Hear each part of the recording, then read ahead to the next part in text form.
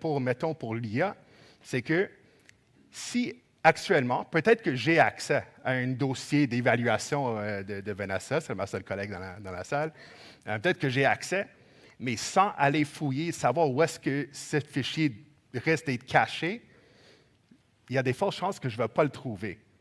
Une fois que j'embarque copilote, donc mon copilote à moi, il a accès à tous les fichiers, à toutes les données que moi j'ai accès, mais là, mon copilote, il va le trouver dans quelques secondes.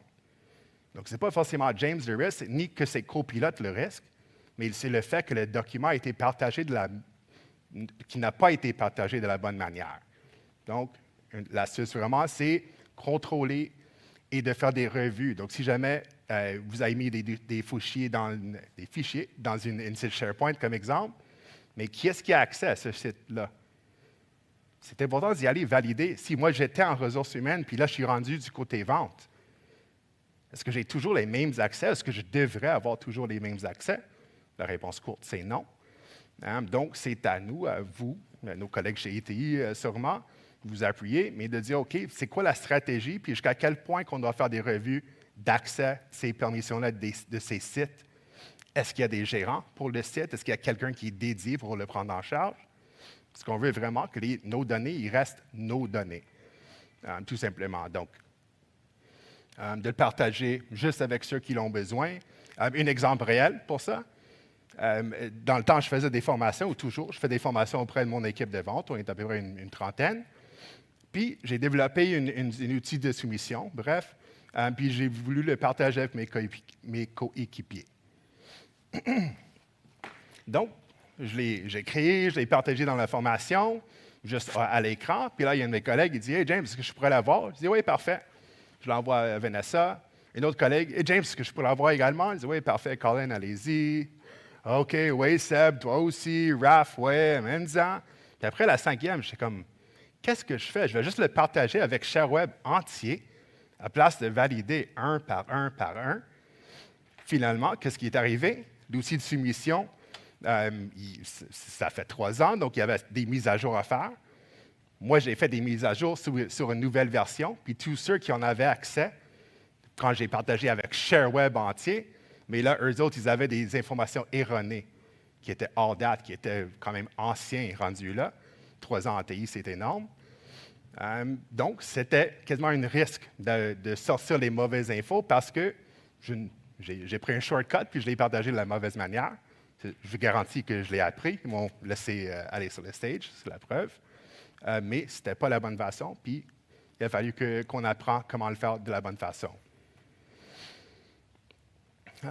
Donc là, voilà, je pense que j'ai passé au travers de cela, mais quand même, d'y aller valider au niveau des sites, des documents, mais de faire ces revues d'accès.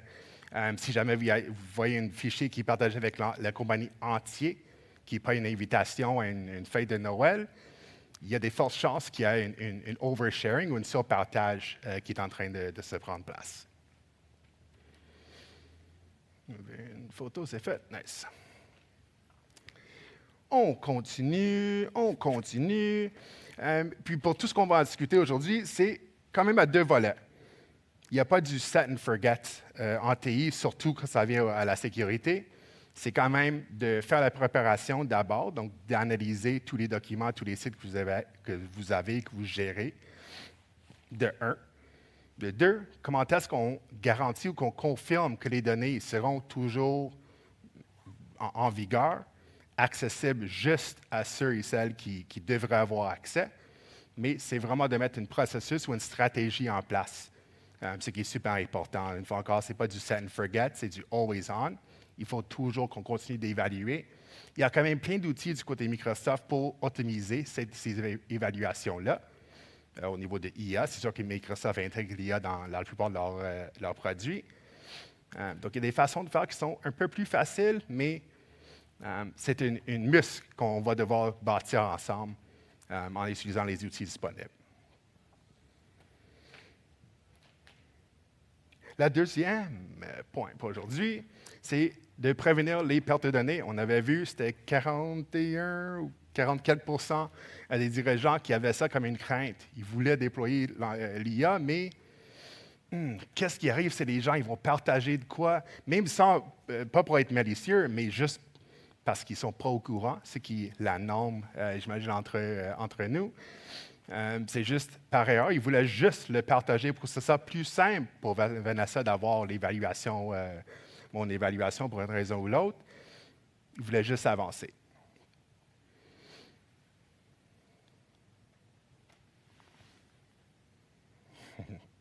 Moi, j'aurais dû garder la vote. All right, donc, voici quelques exemples. Mon exemple, par exemple, c'est si on était pour prendre une pratique des Canadiens, il y a M. Martin Saint-Louis qui était là, finaliste du trophée Jack Adams en passant. Puis lui, il était là, puis il dit, OK, là, aujourd'hui, on travaille sur la jeu de puissance. Donc là, les gars, ils se mettent sur la glace, ils font les pratiques, il y a un certain schéma, puis ils jouent avec ça. Puis là, il y a l'assistant gérant qui, lui, il prend des notes. Sur un petit papier, il prend des notes, il prend des notes. À la fin de la pratique, il dit, OK, on va s'en aller, on doit embarquer sur l'avion pour la prochaine match. Puis là, le petit papier, lui, ça reste traîné sur le banc. À un moment donné, il y a un journaliste qui passe, « Hey, mais là, check ça. » Il prend le photo du papier. Oui, merci. Just throw it there for now. Oh, ça, c'est mieux. Oui, donc, il y a ce papier qui a été laissé là avec les plans de match. Là, le journaliste, il prend les photos. Lui, il en connaît quelqu'un chez les Leafs cette fois-ci. Hein? Boo, Leafs. Puis, là, on se met à jouer contre les Leafs. Puis, à chaque fois qu'on essaie de faire une passe, ils sont là. Puis, ils nous bloquent. Puis, ils sont toujours une pas en avance. Donc, pour le contourner, si on était pour le remettre dans le contexte TI, plus professionnel, comme que je suis, on dirait que c'est la surpartage ou la risque interne qui a un document qui n'a pas été sécurisé de la bonne façon. Une fois encore, fais le deviner, Microsoft il y a des solutions pour ça. Qu'est-ce qui arrive si jamais on veut accéder à un document? Oh, non, fermez vos yeux, attendez. On va la reprendre. Les outils ou l'outil primaire pour pouvoir gérer ça, c'est au niveau de l'étiquetage, labeling. Feels better for me. Donc, de mettre des labels, des étiquettes de sensibilité, de dire, OK, celui-là, c'est confidentiel, hautement confidentiel, puis ça, avec les contrôles que vous allez mettre en place, vos paramètres à vous. Vous allez être en mesure de dire, OK, mais les joueurs, eux autres, ils n'auront pas accès aux listes d'échanges, mais les joueurs, ils auront accès aux formations de départ, aux formations de jeux de puissance. Ça, ils auront accès. Donc, on va pouvoir dire, OK, mais selon votre rôle, selon le document puis la classification qui a été faite là-dessus, mais le voilà, l'accès que vous aurez. Donc, deux exemples. La première, c'est que si, admettons, on a cette étiquette, celui-là, c'est des fusions et l'acquisition automatique, on a créé cette étiquette, puis ça dit non, ça c'est confidentiel. Si moi, j'ai accès, c'est James, je ne sais pas, directeur, Vice President of Hockey Operations, quelque chose de très intelligent. Moi, j'aurai accès. Donc, moi, je pourrais dire, « Hey, copilote, faites-moi le résumé de tel document. » Copilote, il va dire, « Bien, avec plaisir, M. James, le voilà. » Et ça crée le nouveau document avec le résumé. Si je n'aurais pas accès, c'est l'exemple à gauche, là, l'administrateur, vous, peut-être vos collègues, peu importe, quelqu'un qui a créé cette politique-là, cette règle-là, et ils vont dire, mais non, une fois qu'on voit les mots fusion et acquisition, tant que vous n'avez pas accès, mes copilotes ne pourraient pas vous donner les infos par rapport à ça, ils ne pourraient pas faire la sommaire. Et ça pourrait même dire, ce document est actuellement protégé, je ne peux pas fournir d'informations sur son contenu. Ça, c'est seulement s'ils l'ont posé pour le nom exact. S'ils ont dit « Hey, copilote, j'aimerais savoir par rapport aux fusions et transactions qu'on vise à faire », là, copilote, simplement, ça va dire « J'ai aucune idée de quoi tu parles, James. » Tout simplement, ça ne sera juste pas disponible dans le cerveau, si on veut, dans le modèle de copilote. Donc, les étiquettes, ça nous protège que les documents soient free ou qui seront partagés avec les gens qui ne devront pas avoir accès. Et si vous ne devez pas avoir accès, mais vous n'aurez pas plus accès. Il y a une petite anecdote, pas trop reliée aux Canadiens, mais un de mes collègues, il dit, quand on passe de déployer IA, Ce n'est pas l'IA en tant que telle qui est la risque, mais c'est vraiment les données. L'exemple, c'est si on achète, on acquit, on hérite un chien, comme exemple. Mais si j'amène un chien, un bébé, là, il est tellement cute, il s'appelle Georges, je l'amène chez nous, puis si George il se met à manger la manette que j'ai laissée à terre, mais ce n'est pas la faute à George, mon petit chien. Lui, il vient d'arriver, il voit de quoi, ça a l'air bon, il essaie de le manger, tout simplement. C'est vraiment à moi d'être le responsable. Je fais mon possible. C'est à moi d'être responsable puis d'enlever la manette du plancher. Le même principe quand on parle de IA ou le déploiement, c'est que ce n'est pas Copilote qui va sortir le risque, ça va juste le retrouver, les risques qui étaient là, tout simplement. Donc, d'avoir une bonne préparation, de bien sécuriser les documents, c'est ça qui va faire un déploiement sans excitement. Un autre scénario, si on creuse un peu plus loin, donc juste au niveau des possibilités ou des capacités de Microsoft, c'est un aspect qui s'appelle des user risk. Donc, si, admettons, je m'appelle James, j'ai mon petit playbook, celui pour la jeu de puissance, la même. Il est rendu sécuritaire, mais là, je me retrouve à Boston. Hein? Ouh! Non, I find it a lot of fun. Donc là, je suis rendu à Boston, puis là, ça va dire, ah, James, vous avez droit à accéder à cette playbook quand vous êtes ici à Montréal, puis I guess à Toronto, fine, mais à Boston, là, oublie ça. Quand tu es à Boston, James, tu auras soit un accès read-only, soit que tu vas devoir remettre ton mot de passe, donc de faire un password reset même, mais on pourrait dire, OK, s'il y a telle condition, mais vous aurez 7 barèmes à dépasser, 7 contrôles. Donc, UserRisk, super puissant, puis c'est vraiment dynamique. Donc, si jamais mon téléphone ou moi-même, je me trouve en Russe ou à Abu Dhabi, ailleurs, mais je n'aurai pas accès ou que j'aurai un accès limité, autant moi, dans le terme de télécharger des documents, ou même d'utiliser mon copilote pour accéder ou de faire référence à ces fichiers-là. Donc, il y a des contrôles vraiment pour les sécuriser tout au long.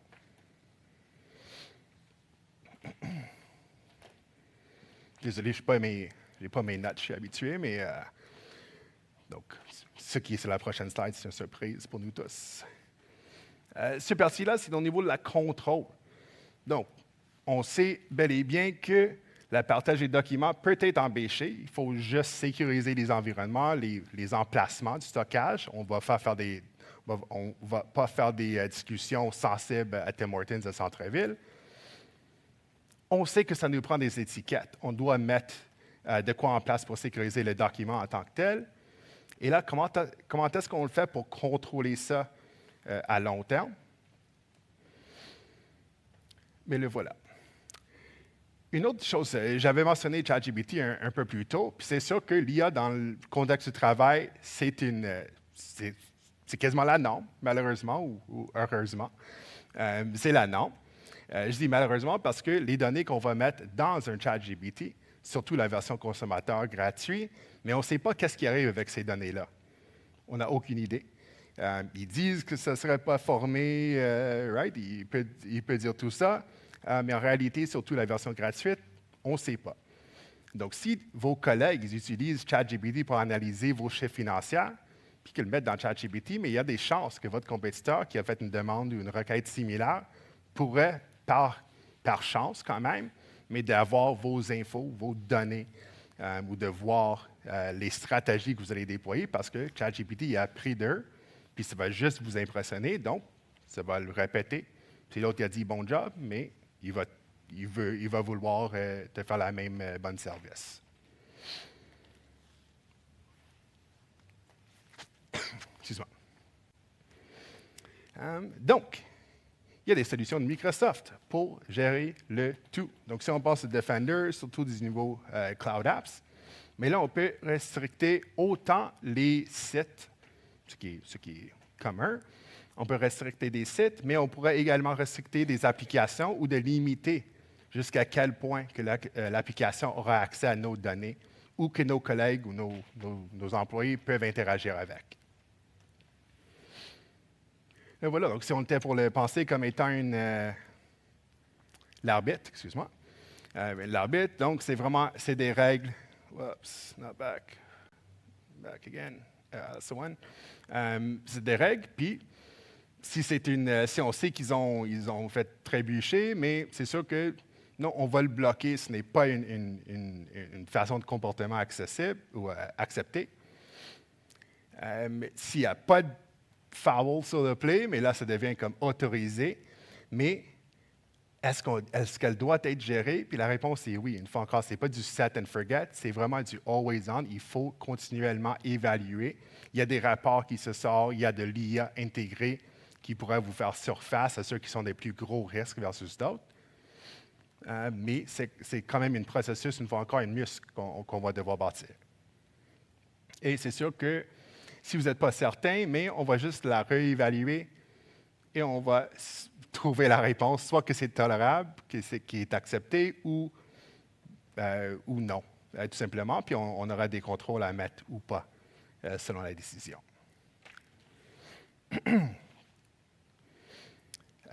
J'avais l'exemple pour celui-là, pour le Phantom AI. Ah ouais. Donc, si on avait notre même jeu de match là, qui était laissé derrière le banc, excuse-moi, si on avait le même jeu de match qui était laissé derrière le banc, puis que là, moi, j'ai un ami qui, lui, est développeur, il est génial, c'est mon cousin, il habite dans le sous-sol de ma tante, mais lui, il a développé une application extraordinaire qui est vraiment là pour nous montrer les stratégies de jeu de puissance. Moi, je prends le photo, je dis, hey, check ça, le jeu de puissance contre le Kraken hier, le voilà, je lui donne. Lui, il met dans son patente. Ah ouais, parfait. Puis là, il revient le lendemain, puis il dit, hey, check, le voilà, j'ai le plan du match. Mais là, on ne sait pas où son modèle à lui, c'est basé sur quoi. Donc, ça se peut que c'était une plateforme qui a été conçue en Floride. Et puis là, c'est les Panthers de Floride qui ont accès maintenant à notre carnet ou notre jeu de puissance, nos formations pour la soirée. Donc, c'est des affaires qui se font. Donc, il ne faut pas faire confiance à des applications third-party qu'on ne connaît pas. Il faut quand même, si je retourne là, il faut toujours évaluer, mais vraiment en tout temps. Même avec des applications qu'on connaît quand même super bien. Je vous dirais une qui est connue, là, mais dans le monde de Microsoft, il y a une solution qui s'appelle Copilot Studio où est-ce qu'on est capable de bâtir des agents. C'est quand même génial. Si vous avez accès à Copilot pour 365, vous avez accès également à Copilot Studio, fait bâtir des agents qui peuvent quasiment tout faire à ça. Là-dedans, il y a une nouveauté, c'est que là, on pourrait utiliser la plateforme ou le modèle Claude, Anthropic. Donc, c'est-à-dire qu'il y a un autre type de cerveau, si on veut, à haut niveau, qui est disponible. Mais même si c'est sécurisé du côté Microsoft, le modèle d'Anthropic, il n'y a pas les mêmes, ils n'ont pas les mêmes ententes qu'on a avec Microsoft. Donc, c'est des bonnes nouvelles qui est disponible. On fait ça tranquillement. On va quand même passer au travers notre petite évaluation ici. Ah, excuse-moi. Ouais, on va toujours passer au travers de notre petite évaluation parce qu'on doit quand même le valider puis de voir jusqu'à quel point c'est utile versus un risque et de trouver la balance entre les deux. C'est juste une anecdote à part. Donc, comment l'identifier? Une fois encore, il y a des rapports qui sont disponibles en Microsoft, vraiment de façon automatisée. Et ça reste que c'est autant pour... Excuse-moi. Mes notes, il aurait pu me sauver pour ça. Oui, donc une, c'est des applications qu'on va utiliser, des agents qu'on peut créer même. Puis l'autre sens, c'est que autant qu'on va valider des applications, on va également valider les données. C'est par là où est-ce que je m'en allais. Les données. Donc, vraiment, où est-ce qu'ils sont? Est-ce qu'ils sont à jour? Comment est-ce qu'on va pouvoir vraiment les gérer, les gouverner? Comment on dit ça? Oui, gérer. Et sûrement de protéger contre tout ce qui est menace ou risque qu'on peut faire face. Ce qui arrive comme mon exemple de l'outil de soumission que j'ai partagé vraiment avec tout le monde. Il y a eu des modifications. Si mon copilote, je t'ai posé, hey, bâtis-moi une soumission, mon copilote irait trouver mon outil de soumission, puis il aurait pu me bâtir une soumission avec. Mais si les informations dans mon outil sont erronées, mais c'est sûr que la réponse de copilote également serait erronée. Donc, c'est quand même à deux sens. Une, pour ce qui est de l'IA à l'interne, même le copilote auquel on fait confiance, mais également pour les applications de third party, où est-ce que, peut-être qu'on est moins connaissant, qui reste de représenter un risque quand même. Donc, je parle pas mal plus vite en français qu'en anglais. Les points à retenir, il y en a juste un couple. On n'irait pas trop long là-dessus. Bref, c'est que on veut vous appuyer, nous autant que Microsoft, avec des solutions qu'on offre. Il y a plusieurs façons de faire, donc ce n'est pas forcément d'y aller vers la licence à plus haut. Il y a quand même des add-ons et des rajouts que vous pouvez utiliser.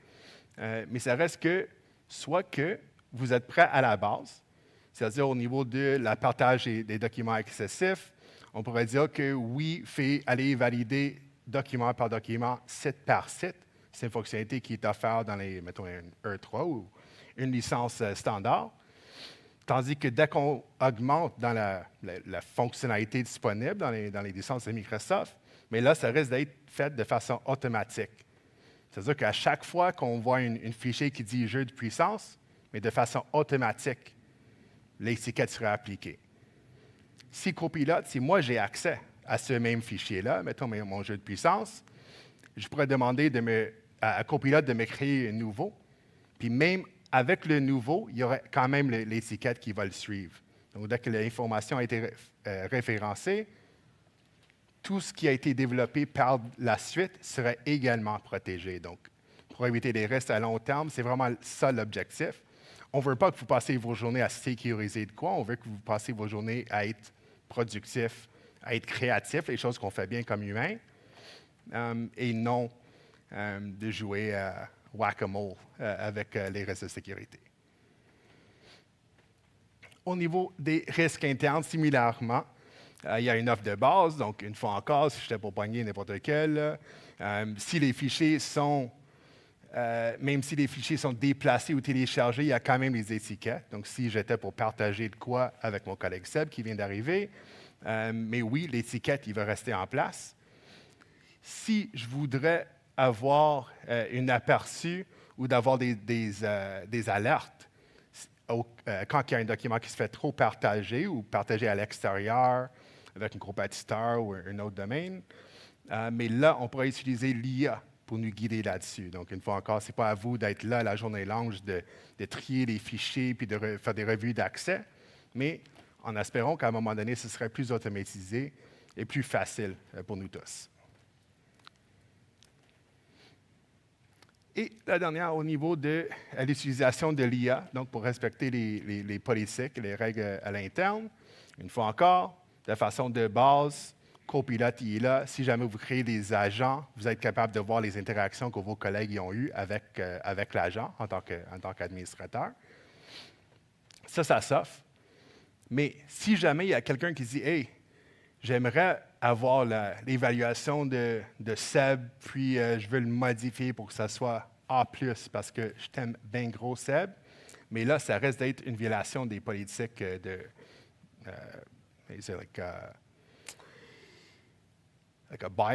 un bias, mettons, à l'interne. Donc là, on pourrait utiliser l'offre optimisée pour avoir, une fois encore, des signes.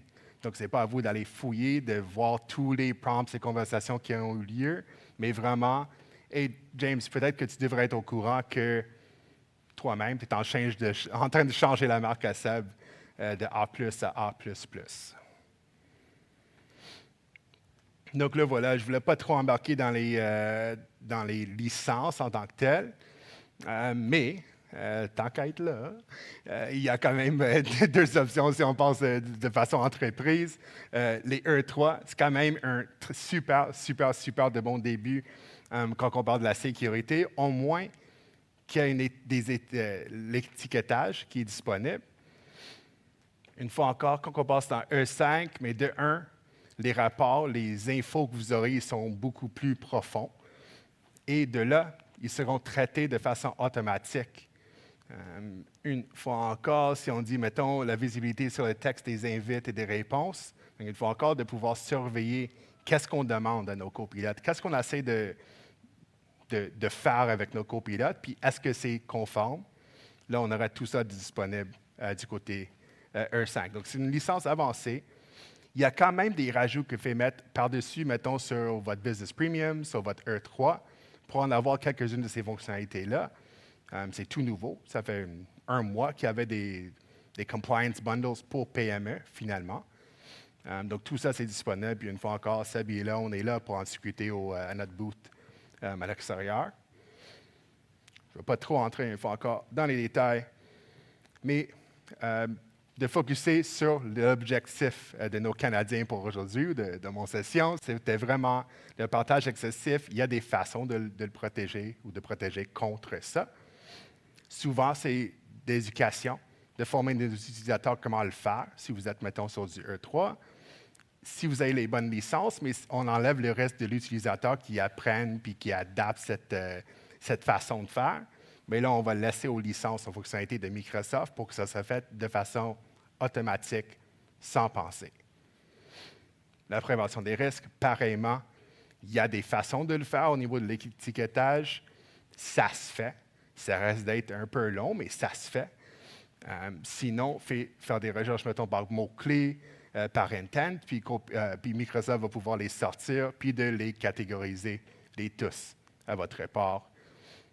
Selon la quantité de données que vous avez, ça risque de prendre plus ou moins de temps, mais entièrement faisable, ce qui est important.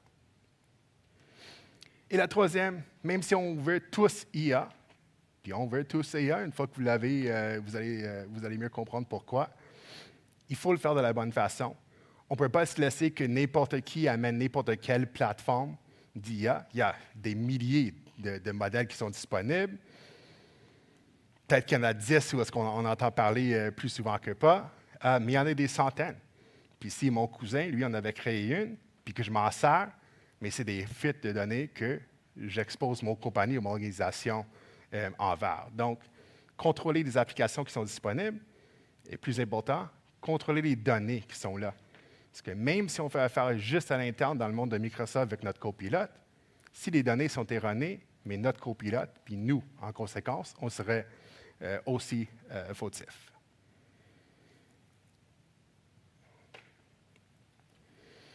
C'est ça, donc un tout petit rappel. Microsoft fait affaire avec plein de gens.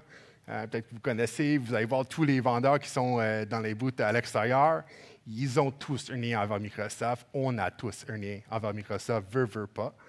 Même nos live.ca ou live.com adresse courriel, hein, c'est tous du Microsoft, on est habitués.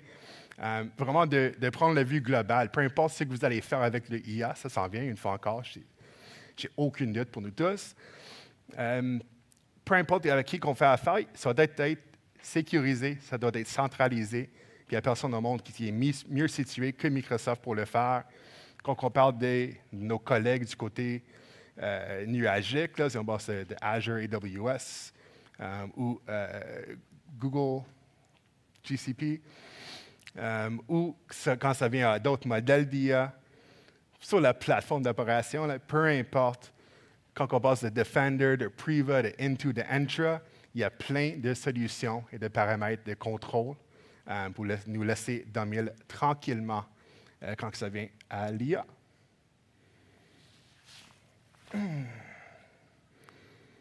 C'était à peu près ça mon présentation. J'espère que c'était moindrement intéressant. Je pense que vous avez appris un tout petit quelque chose. Je sais que ces journées-là sont épais comme info, pas épais comme nul, excuse-moi, mais c'est heavy. It's thick in terms dans le contenu que vous allez apprendre aujourd'hui. Donc, prenez des notes, réfléchissez bien ce soir. Puis si jamais nous, on pourra vous assister au long du chemin, là, on est là, moi, ça, puis l'équipe de Charweb et ITI. Donc, merci à vous tous.